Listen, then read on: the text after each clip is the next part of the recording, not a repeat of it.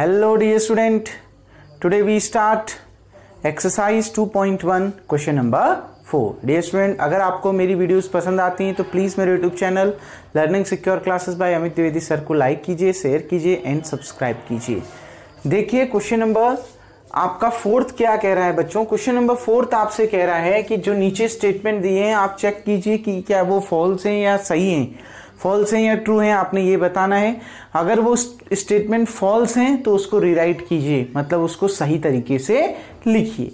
देखो बच्चों, P है m कॉमा n सेट के अंदर, सेट Q है n कॉमा n, ठीक है, n comma m, then P cross Q. तो P क्रॉस Q कह रहा है क्या होगा, set m comma n comma n comma m. तो बच्चों ये स्टेटमेंट फॉल्स है. क्यों? क्योंकि P क्रॉस Q इतना होगा ही नहीं. देखो P में कितने नंबर ऑफ एलिमेंट हैं, 2. Q में कितने नंबर ऑफ एलिमेंट हैं, 2. ठीक है, तो टोटल P क्रॉस Q में कितने नंबर ऑफ एलिमेंट होने चाहिए, 4. 2 इंटू 2 कितना, 4 एलिमेंट होने चाहिए, जबकि यहां कितना है, 2 ही एलिमेंट दे रखे हैं. तो जो करेक्ट स्टेटमेंट होगा वो क्या होगा, जो करेक्ट स्टेटमेंट होगा बच्चों इसका वो क्या आएगा, देखिए P cross Q equals to set के अंदर क्या आएगा. देखो P और Q को मल्टीप्लाई करो, M के साथ एक बार क्या आएगा, N, M कॉमा N, फिर M के साथ एक बार क्या आएगा, M, तो M कॉमा M, ठीक है. फिर इस N के साथ क्या आएगा बच्चों, एक बार N आएगा, तो N कॉमा N, ठीक है. फिर इस N के साथ क्या आएगा बच्चों, M आएगा, N कॉमा M. आप ये बिल्कुल ना सोचें कि इस एलिमेंट तो रिपीट हो गए. बच्चों सेट के अंदर जब एक ऑर्डर्ड पेयर बन रहा है तब जाके एक एलिमेंट बन रहा है. इस एक ऑर्डर्ड पेयर को आप एलिमेंट कह रहे हैं. m कॉमा n है तो ये एक एलिमेंट है, पहला एलिमेंट है. m कॉमा m है तो ये दूसरा एलिमेंट है. ये नहीं कि m एक अलग एलिमेंट है, ये m एक अलग एलिमेंट है.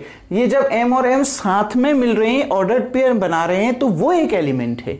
क्लियर? कोई भी एलिमेंट यहां रिपीट नहीं कर रहा. ये m कॉमा n है, ये m कॉमा m है, ये n कॉमा n है, ये n कॉमा m है. सारे चारों के चारों एलिमेंट अलग अलग हैं.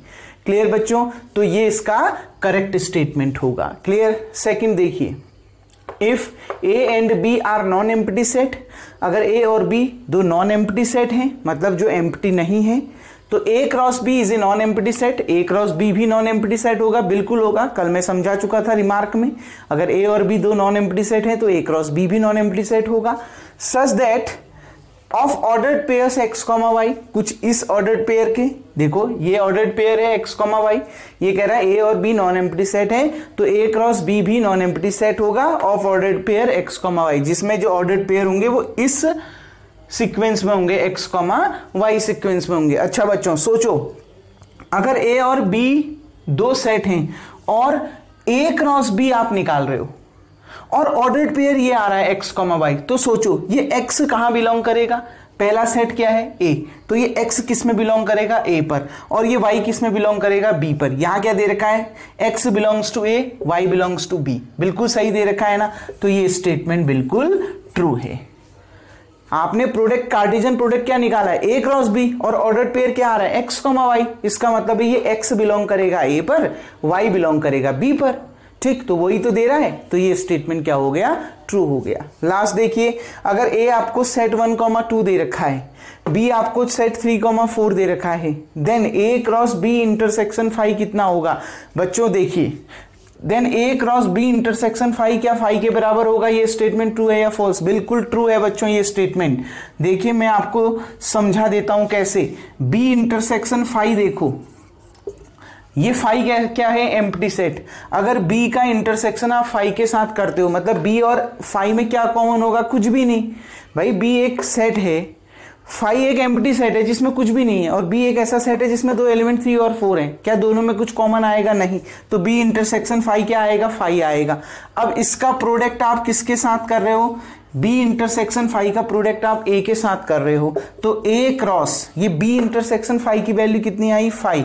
मैंने कल आपको रिमार्क में समझाया था बच्चों, अगर किसी नॉन एम्प्टी सेट का प्रोडक्ट आप किसी एम्प्टी सेट से करते हो तो आंसर हमेशा एम्प्टी सेट आएगा. यानी a इंटू 5 करोगे तो क्या निकल के आएगा, 5 निकल के आएगा. इसलिए ये स्टेटमेंट बिल्कुल ट्रू है। देखो इसका आंसर कितना आ रहा है 5, तो यहां पर भी इसने इसका आंसर कितना दे रखा है 5। क्लियर बच्चों, उम्मीद करता हूं ये तीनों ट्रू फॉल्स आपको समझ में आ गए होंगे। डियर स्टूडेंट, वीडियो को पॉज करके आप इतना उतार लेंगे। नाउ डियर स्टूडेंट, अब हम बढ़ते हैं क्वेश्चन नंबर 5 की ओर, और क्वेश्चन नंबर 5 आपसे क्या कह रहा है उसको समझते हैं। देखिए क्वेश्चन नंबर 5 बच्चों आपसे क्या कह रहा है, सेट ए आपको दे रखा है -1, आपने फाइंड करना है ए क्रॉस ए, मतलब इस ए को कितनी बार आपस में मल्टीप्लाई करना है, 3 बार।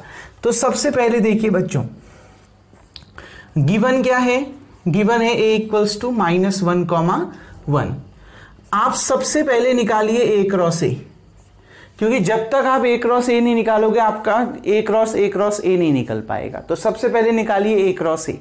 देखो ए कितना है -1, इसका क्रॉस प्रोडक्ट आप मल्टीप्लाई किसके साथ कर रहे हो, मतलब जो कार्टेशियन प्रोडक्ट कर रहे हो 1, इसी सेट ए के साथ कर रहे हो जो -1, दिया है। इस सेट ए का कार्टेशियन प्रोडक्ट इसी सेट ए के साथ कर रहे हो, ठीक है ना, -1, फिर यहां पर भी -1, अब देखिए बच्चों, फिर वही रूल आप ध्यान रखना, सेट ए में कितने एलिमेंट हैं, 2 एलिमेंट, तो इसमें भी 2 इसमें भी 2, टोटल मल्टीप्लाई करके कितना 2 × 2 कितना 4, यानी इस ए क्रॉस ए में कितने एलिमेंट होंगे, 4 एलिमेंट होंगे, यानी इस सेट के अंदर 4 ऑर्डर्ड पेयर होंगे। पहला -1, ठीक, -1 के साथ जाएगा। दूसरा -1, 1, ठीक, तीसरा 1, -1, ठीक, चौथा 1, 1। सीक्वेंस से चलना, कभी गड़बड़ नहीं होगी बच्चों। सीक्वेंस से कैसे चलना है समझ में आई बात। देखो -1, -1, क्लियर, ठीक। उसके बाद देखिए 1, -1, क्लियर। अब आपने क्या निकालना है, अब आपने निकालना है A cross A. A cross ए तो आप निकाल चुके हो ना, तो इसको उतार लो। -1, -1, -1, -1, ठीक है। क्रॉस, ये ए क्रॉस ए था, आया ना बच्चों अभी ए क्रॉस ए, देखो यही तो निकाल रखा है ए क्रॉस ए, पूरा यही उतार के लिख दिया है। क्रॉस ए करना है, अब इसको एक और बार मल्टीप्लाई करना है ए से, और ए कितना है -1, 1। फिर वही रूल, देखो बस समझ जाना कितने एलिमेंट होंगे, इसमें कितने ऑर्डर्ड पेयर हैं, यानी इस सेट के अंदर कितने एलिमेंट हैं, 4 एलिमेंट हैं। यहां कितने एलिमेंट हैं, 2 एलिमेंट हैं। 4 × 2 कितना 8, मतलब जो भी निकल के आएगा उसमें कितने एलिमेंट होंगे, 8 एलिमेंट होंगे, यानी 8 ऑर्डर्ड पेयर होंगे। तो वो क्या क्या होंगे, देखिए बच्चों एक बार, अब ये पूरा एक एलिमेंट है, ये पूरा ऑर्डर्ड पेयर मिला के एक एलिमेंट बन रहा है, क्लियर। तो एक बार ये पूरा ऑर्डर्ड पेयर -1 के साथ जाएगा, तो कितना आएगा, देखो यहां पहले से -1, -1 है, ये वाला -1 भी इसमें इंक्लूड हो जाएगा, तो -1, -1, कल मैंने समझाया था ए क्रॉस बी क्रॉस सी ऑर्डर्ड ट्रिपलेट कहलाते हैं। तो अब ये ऑर्डर्ड पेयर नहीं रहे, अब ये क्या कहलाए, ऑर्डर्ड ट्रिपलेट बन गए। क्लियर बच्चों, 3 आ गए ना इसमें एलिमेंट, क्लियर। इस ऑर्डर ट्रिपलेट में देखो 3 एलिमेंट है, -1, -1, यानी 3 नंबर्स दिख रहे हैं आपको, -1, -1, कैसे निकाला समझ में आया। इस ऑर्डर पेयर को इसके साथ ले जाओ, तो ये बन गया। अब इसी ऑर्डर पेयर को 1 के साथ ले जाओ, क्या बन जाएगा, -1, -1, क्लियर। इसका काम पूरा हो गया ना। अब सेकंड वाले की ओर बढ़ो, -1, 1 को -1 के साथ ले जाओ, तो क्या आएगा, -1, 1, -1, क्लियर। फिर इस -1, 1 को 1 के साथ ले जाओ, कितना होगा, -1, 1, 1, क्लियर। अब देखो इसका काम भी पूरा। अब इसको देखो 1, -1 के साथ क्या आएगा, -1 आएगा, 1, -1, -1, ठीक। अगला ये 1, -1 किसके साथ जाएगा, 1 के साथ जाएगा, 1, -1, 1, क्लियर। इसका काम भी पूरा हो गया। अब ये देखो 1, 1 के साथ एक बार क्या आएगा, -1 आएगा, 1, 1, -1, फिर ये 1, 1 के साथ एक बार 1 आएगा, यानी 1, 1, 1। काउंट कर लीजिए, 8 एलिमेंट होंगे, 1, 2, 3, 4, 5, 6, 7, 8। बिल्कुल आपका आंसर सही है, चेक ही नहीं करना है, बिल्कुल सही है, क्लियर बच्चों, आ गई ना बस में कैसे ले जाना है। -1 कॉमा -1 के साथ एक बार -1 आ जाएगा, फिर इस -1 कॉमा -1 के साथ एक बार 1 आ जाएगा। क्लियर, 2 बन गए। -1 कॉमा 1 के साथ एक बार -1 आ जाएगा, -1 कॉमा 1 के साथ एक बार 1 आ जाएगा। क्लियर, 4 बन गए। 1 कॉमा -1 के साथ एक बार -1 आ जाएगा, फिर 1 कॉमा -1 के साथ एक बार 1 आ जाएगा। 6 बन गए। 1 कॉमा 1 के साथ एक बार -1 आ जाएगा, फिर 1 कॉमा 1 के साथ एक बार 1 आ जाएगा, यानी 8 बन गए। टोटल कितने एलिमेंट, 8 एलिमेंट इसके अंदर आ गए। बहुत इंपॉर्टेंट क्वेश्चन है, पेपर की पर्पज से बहुत बार पूछा जाता है। डियर स्टूडेंट, उम्मीद करता हूं ये क्वेश्चन आपको समझ में आ गया होगा। वीडियो को पॉज करके आप इतना उतार लेंगे। नाउ डियर स्टूडेंट, अब बढ़ते हैं क्वेश्चन नंबर 6 की ओर। क्वेश्चन नंबर 6 आपसे क्या बोल रहा है, if A cross B given है आपको। देखो बच्चों, A क्रॉस B आपको दिया हुआ है कितना, सेट के अंदर ordered pair A comma X, A comma Y, ordered pair B comma X, ordered pair B comma Y। आपने क्या करना है, A और B को फाइंड करना है। ठीक, आपने सेट A निकालना है और सेट B निकालना है। तो कैसे सेट A निकले और कैसे सेट B निकले। देखो बच्चों, आपको ये ऑर्डर्ड पेयर दिया हुआ है, बहुत आसान है।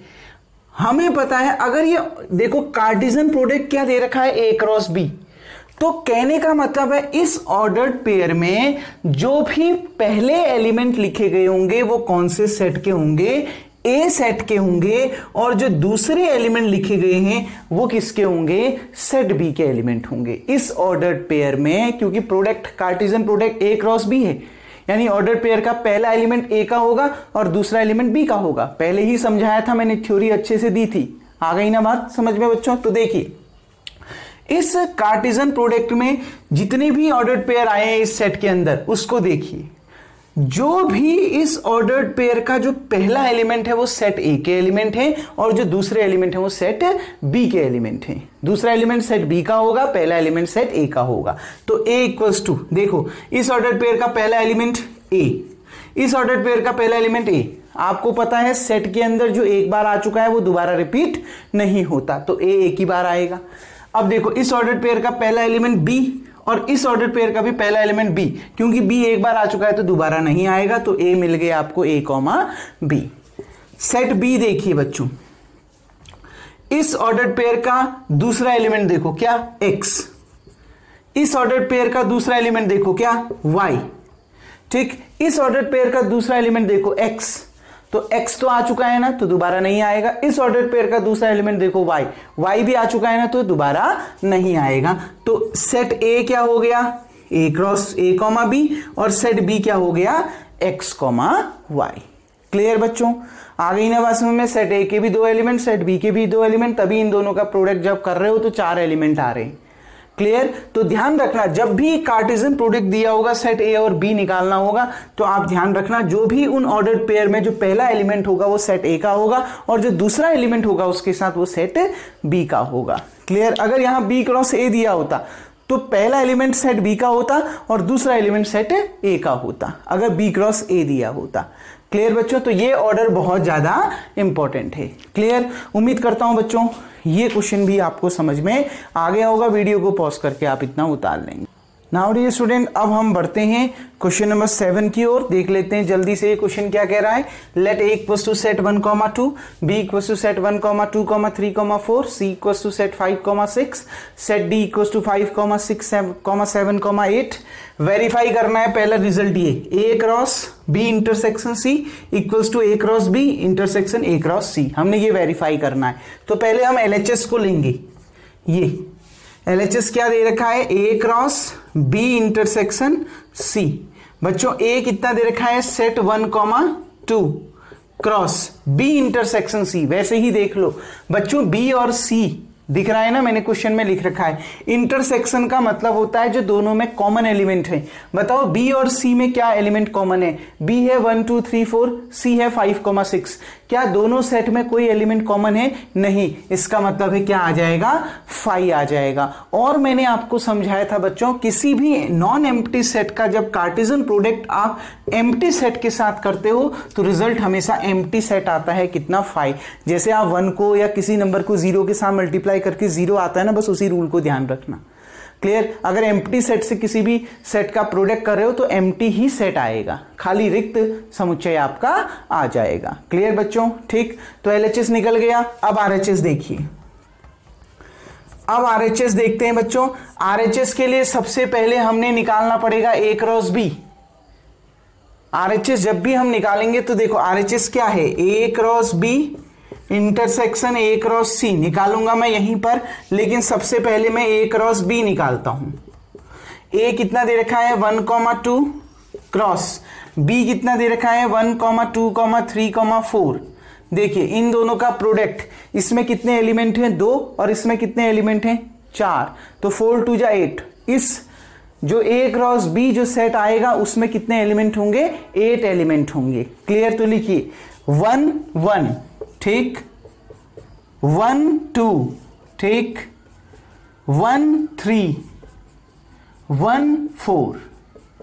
1 का काम पूरा ना, 1 के साथ 1 आ गया, 1 के साथ 2 आ गया, 1 के साथ 3 आ गया, 1 के साथ 4 आ गया। अब क्या 2 के साथ 1 आएगा, 2 1, फिर 2 के साथ 2 आएगा, फिर 2 के साथ 3 आएगा, फिर 2 के साथ 4 आएगा। क्लियर बच्चों, देखो 2 के साथ 1 आ गया, 2 के साथ 2 आ गया, 2 के साथ 3 आ गया, 2 के साथ 4 आ गया। मतलब ये जो बी के एलिमेंट हैं वो 1 के साथ भी आएंगे सारे एक एक करके, फिर 2 के साथ भी ये सारे एक एक करके फिर आएंगे। क्लियर। देखो 1 के साथ 1 आया, 1 के साथ 2, 1 के साथ 3, 1 के साथ 4, ऐसे ही 2 के साथ 1 आया, 2 के साथ 2 आया, 2 के साथ 3 आया, 2 के साथ 4। क्लियर। अब देखिए ए इंटरसेक्शन सी क्या होगा, ए क्या दे रखा है 1,2, ठीक, सी क्या दे रखा है 5,6। क्लियर, ठीक। इसमें भी 2 एलिमेंट, इसमें भी 2 एलिमेंट, तो प्रोडक्ट 2 × 2 4, यानी ए क्रॉस सी। ए क्रॉस सी में कितने एलिमेंट होंगे, ए क्रॉस सी में कितने एलिमेंट होंगे बच्चों, यहां पर सुधार लेना, ये क्रॉस होगा, ठीक है ना। ए क्रॉस सी में कितने एलिमेंट होंगे 4 एलिमेंट होंगे, तो वो क्या होंगे देखिए 1 5 1 6। क्लियर। 1,5 1,6, 2,5 2,6। क्लियर। 2,5 2,6। क्लियर। आ गई ना बात में। अब देखो इन दोनों में क्या कॉमन दिख रहा है आपको, यहीं पर देखिए ए क्रॉस बी भी निकाल दिया, ए क्रॉस सी भी निकाल दिया। क्या इन दोनों सेट में कुछ कॉमन दिख रहा है? 1,5 आपको ऊपर दिख रहा है? नहीं। 1,6 आपको ऊपर दिख रहा है? नहीं। 2,5 आपको ऊपर दिख रहा है? नहीं। 2,6 आपको ऊपर दिख रहा है? नहीं। तो क्या दोनों में कुछ कॉमन है? नहीं। तो वो क्या आ गया 5। That implies that LHS equals to RHS। Hence आप क्या कह सकते हैं, A cross B intersection C equals to A cross B intersection A cross C। यही वेरीफाई करना था ना, A cross B intersection C, A cross B intersection A cross C के बराबर आए। बिल्कुल ये आपका वेरीफाई हो गया। क्लियर बच्चों, कैसे करना है समझ में आ गया। ठीक, इन दोनों में कुछ भी कॉमन नहीं आ रहा, मतलब इसका इंटरसेक्शन 5 होगा। क्लियर, मैंने निकाल के दिखा दिया आपको। ठीक है, अब देखिए बच्चों, इस क्वेश्चन को वीडियो को पॉज करके आप उतार लेंगे बच्चों। अब मैं इसको यहां से रफ कर दे रहा हूं। अब हम इसके सेकंड पार्ट की ओर बढ़ रहे हैं। इसका सेकंड पार्ट क्या कह रहा है उसको समझते हैं। देखिए सेकंड आपसे कह रहा है बच्चों ए क्रॉस, देखिए सेकंड क्वेश्चन क्या है, इसका जो सेकंड पार्ट है बच्चों वो आपसे कह रहा है A cross C is a subset of B cross D. Verify करना है A cross C is subset of B cross D. ठीक है बच्चों, सबसेट की डेफिनेशन क्या कही थी? अगर A cross C B cross D का सबसेट है, इसका मतलब है ए क्रॉस सी में आने वाले सारे एलिमेंट आपको बी क्रॉस डी में मिल रहे होंगे। क्लियर, आ गई ना बात समझ में। तो अब आप देखिए क्या करते हैं, सबसे पहले ए क्रॉस सी निकालते हैं। एम ये है टू प्रूव दैट, ये एम है आपका। ठीक है, नाउ ए क्रॉस सी बच्चों, ए क्रॉस सी अब भी निकाला था मैंने, क्या आया था 1,5 1,6 2,5 2,6 अब भी निकाला था ना ए क्रॉस सी। ठीक, आ गई ना बस में। देखो 1,5 1,6 2,5 2,6। क्लियर, अब आप क्या निकालिए बी क्रॉस डी निकालिए। याद रखना, अगर ये A cross C B cross D का सबसेट है तो A क्रॉस C के सारे एलिमेंट B क्रॉस D में मिलने चाहिए। ऐसा नहीं कि एक मिल रहा है, दो मिल रहा है, बाकी नहीं मिल रहे। A क्रॉस C के चार एलिमेंट आपको B क्रॉस D में मिलने चाहिए, तभी वो सबसेट होगा। तो देखिए बच्चों, B और D का आप प्रोडक्ट करते हैं 1 2 3 4 क्रॉस 5 6 7 8। देखिए बच्चों, इसमें कितने एलिमेंट है 4, इसमें कितने एलिमेंट है 4, 4 4 जा 16, मतलब B क्रॉस D में कितने एलिमेंट आएंगे 16 एलिमेंट आएंगे। तो कौन कौन से, एक बार 1 के साथ 5 आएगा, 1 के साथ 6 आएगा, 1 के साथ 7 आएगा, 1 के साथ 8 आएगा। आ गई ना पास में, ये सारे नंबर 1 के साथ आएंगे एक एक करके। तो 1,5 1,6 1,7 1,8। फिर यही चारों किसके साथ आएंगे अब एक एक करके 2 के साथ। तो 2,5 2,6 2,7 2,8। क्लियर। फिर यही चारों एक एक करके किसके साथ आएंगे 3 के साथ। 3,5 3,6 3,7 3,8। क्लियर। फिर यही चारों एक एक करके किसके साथ आएंगे 4 के साथ आएंगे। देखो कितना आएगा 4,5 4,6 4,7 4,8। क्लियर बच्चों, आ गई ना बात समझ में। सेट के अंदर क्लोज कर दिया। देखो 16 एलिमेंट होंगे, 1 2 3 4 5 6 7 8 9 10 11 12 13 14 15 16। ठीक है, 16 एलिमेंट हैं। अब देखिए बच्चों, A क्रॉस C में क्या आ रहा है 1,5 इसमें है, 1,6 इसमें है, 2,5 इसमें है, 2,6 इसमें है, और B क्रॉस D में उसके अलावा भी कोई एलिमेंट दे रखे। मतलब A क्रॉस C के तो सारे एलिमेंट आपको B क्रॉस D में मिल रहे हैं ना। देखिए, that implies that every element of A cross C is also the element of B cross D. Every element of set A cross C is also the element of B cross D. प्रत्येक जो element है A cross C का वो B cross D का भी element है। इसका मतलब है hence A cross C is a subset of, ऐसे साइन भी लगा सकते हो या लिख भी सकते हो, is a subset of B cross D. That is A cross C is a subset of B cross D. Clear. इसका मतलब है A क्रॉस C किसका सबसेट है B क्रॉस D का सबसेट है, क्योंकि A क्रॉस C में आने वाले सारे एलिमेंट B क्रॉस C में मिल रहे हैं, इसलिए A cross C B cross D का सबसेट है। क्लियर डियर स्टूडेंट, उम्मीद करता हूं ये क्वेश्चन नंबर 7 भी आपको समझ में आ गया होगा। डियर स्टूडेंट, अब जो रिमेनिंग क्वेश्चन है इस एक्सरसाइज के वो हम नेक्स्ट वीडियो में देखेंगे। तब तक के लिए थैंक यू। आज का वर्क आपका यही होगा, वीडियो को पॉज करके आप इतना उतार लेंगे।